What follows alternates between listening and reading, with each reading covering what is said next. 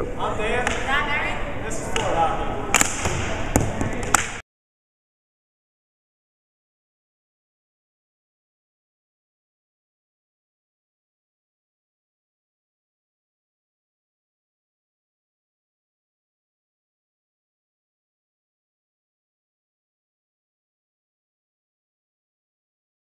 Go. Hi, I'm Pat. Hockey originally started on ice, and then it later became adapted for environments that didn't have ice, and they use rollerblades. Today in phys ed class, we use our sneakers when we're playing floor hockey. Some of the major benefits of ice hockey or floor hockey are improving your cardiovascular endurance, muscular endurance, as well as using your hand-eye coordination.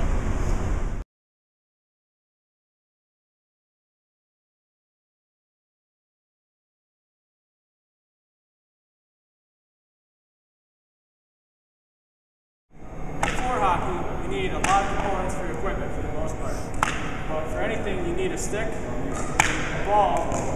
Unless you're playing on ice, you need the hockey puck, Pat has it. And then you need the net. Playing net, the goalie needs to wear the most amount of equipment. You want to make sure the goalie has something protecting their face at all times.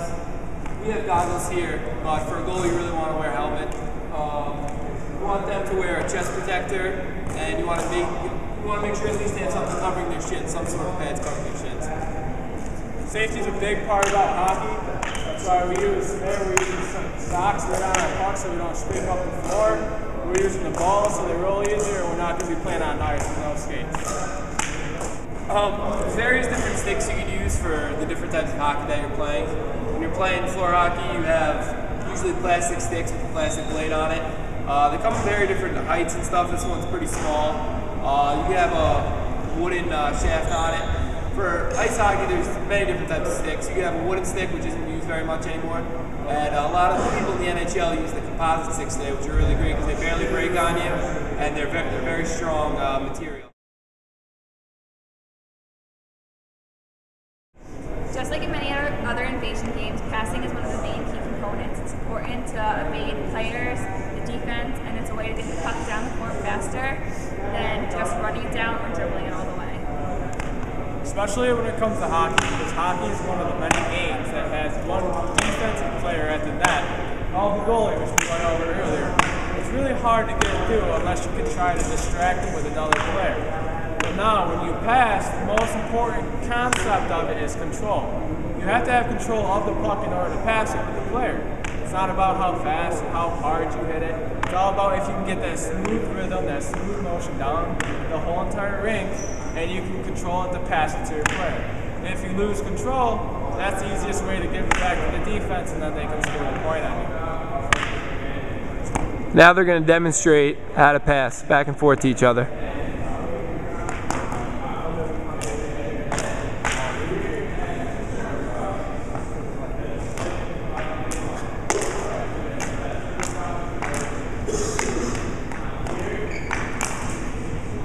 Pickleball is another great game to racket, and Once you pass the ball,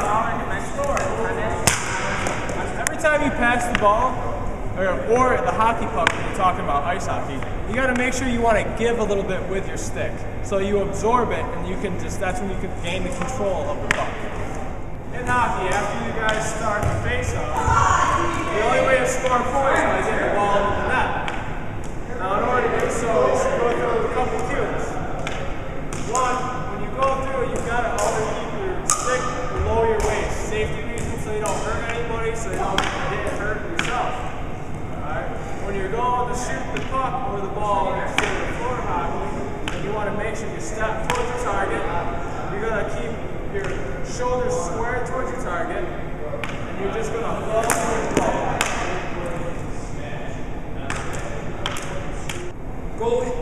Goalie's most important position in the team.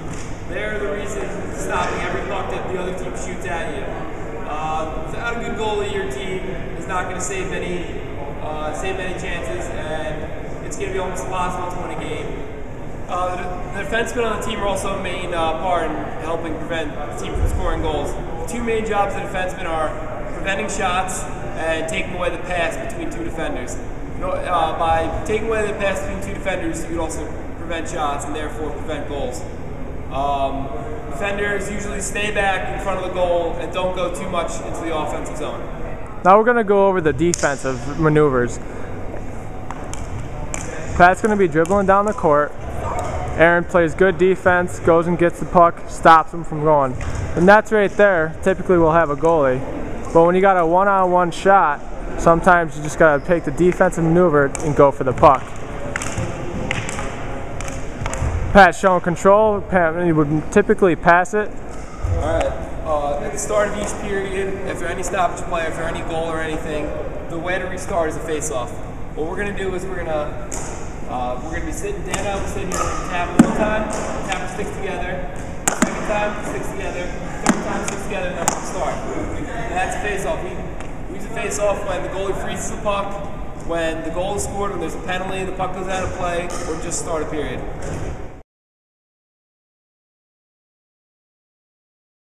One of the most common problems people in floor hockey, ice hockey, they have is the control over the ball or the puck.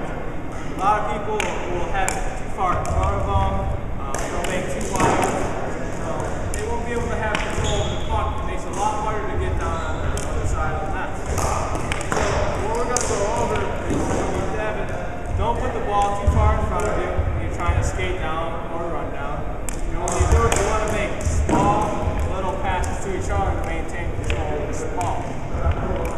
When you do it, you want to make one small little pass to each other, walk down, and that way you can shoot, you can pass, you can do anything offensively, and you can also avoid the defense so that they can't try to knock the puck out. Another one of the main tactical problems of floor hockey or ice hockey is leaving the goalie by themselves. Many times the goalie will be back there with the player coming at them full speed, and they have to decide whether to go after the puck, the player, or the ball in some cases. So I just say I should have the goalie. He has to decide whether he's going to try to play the puck and stop it, or just stand back and wait for a defender to come and hopefully help him out.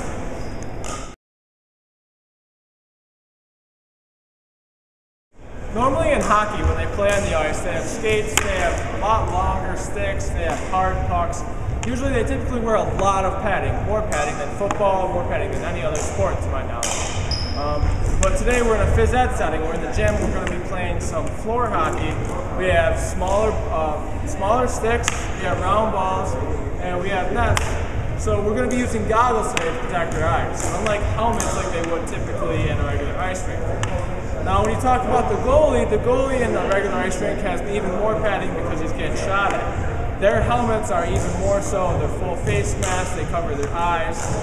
It's a big hazard if the goalie can get hurt through the puck. So typically what we're going to have that we don't have today is we're going to have a helmet on with whoever's playing goalie, and we're going to have the pads on.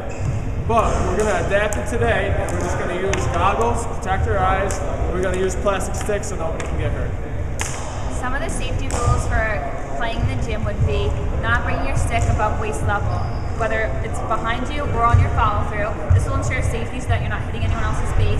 It's one of the main components of the game that you don't want to mess up because it will risk injury for the rest of your peers. In the phys ed setting, we also want to be aware of our surroundings. Therefore, we're going to have no contact while we're playing the game. In hockey, it is an aggressive sport normally. It's very fast-paced. You'll see it on TV where they're hitting each other into the boards or hitting each other into the ground. In the phys ed setting, we're not going to be doing that. We're going to be aware of everyone's surroundings, no high sticks, and no running into each other.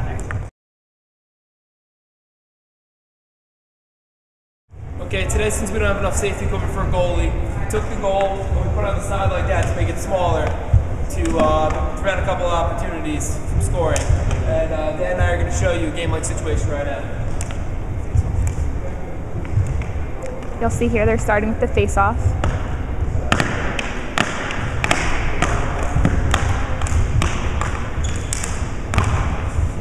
Like we talked about earlier, it's important to keep control of the puck or ball, therefore no one can take it away from you and you can have more of a chance to score.